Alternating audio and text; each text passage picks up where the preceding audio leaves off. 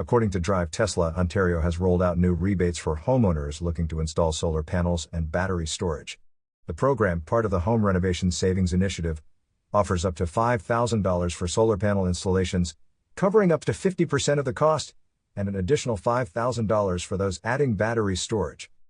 To qualify, applicants must be at least 18, own and live in a single or semi-detached home or a townhome, and be connected to Ontario's electricity grid, except for Cornwall Electric customers tied to Hydro-Québec. Unlike older programs, no home energy assessment is required, making the process simpler. One drawback is the exclusion of net metering, which means homeowners won't be able to send excess electricity back to the grid for bill credits. Instead, they must use or store all the power they generate. This initiative is part of Ontario's $10.9 billion, 12-year energy efficiency plan, expected to cut peak electricity demand by 3,000 megawatts, the equivalent of taking 3 million homes off the grid.